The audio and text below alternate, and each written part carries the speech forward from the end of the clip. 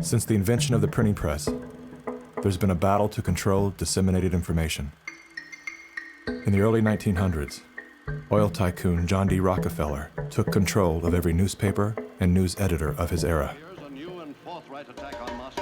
He became America's first billionaire, paving the way for the power-hungry ever since. Thus began the gold rush for the modern world's most precious resource, the narrative. Do you have any people being paid by the CIA who are contributing to a major circulation American journal?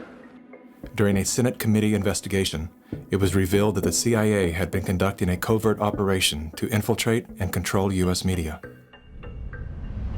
They called it Operation Mockingbird. We do have people who submit pieces to American journals. Do you have any people paid by the CIA who are working for television networks? This, I think, gets into the kind of details, Mr. Chairman, that I'd like to get into in executive session. Over 3,000 CIA contracted and trained operatives were placed in key positions within top media outlets. Posing as editors and journalists, these well-paid actors never dared to question the effect of their lives on the world beyond their cozy studio. How often does the CIA manipulate the media in this way? It goes beyond your wildest imagination.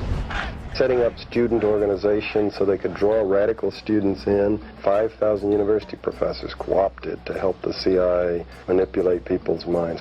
Journalists in the U.S., including big-name journalists, co-opted to function routinely to help the CIA put out stories and biases to the world. As this 1952 CIA memo says, the aim is controlling an individual to the point where he will do our bidding against his will. It's a great brainwashing process to change the perception of reality of every American to such an extent no one is able to come to sensible conclusions in the interest of defending themselves, their families, their community, and their country. Would you say that continues today? Well, I would think probably for a reporter it would continue today, but because of all of the revelations, I think you've got to be much more careful about it. So how do we know that Operation Mockingbird still isn't in effect? Well, we don't.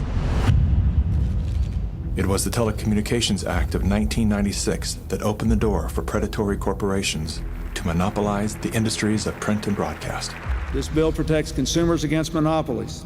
It guarantees the diversity of voices. Today, a handful of corporate empires own and control the vast majority of everything you read, hear, and watch. From the biggest movie studios, television and radio networks, newspapers and magazines, to the vast universe of internet news and entertainment sites.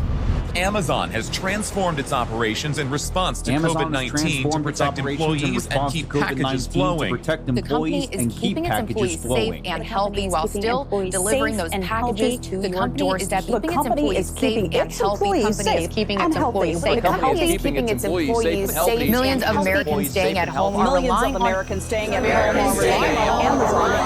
Amazon. And that is how it works. It's like a house of mirrors, where you're seeing the same thing over and over and over again, except it's distorted.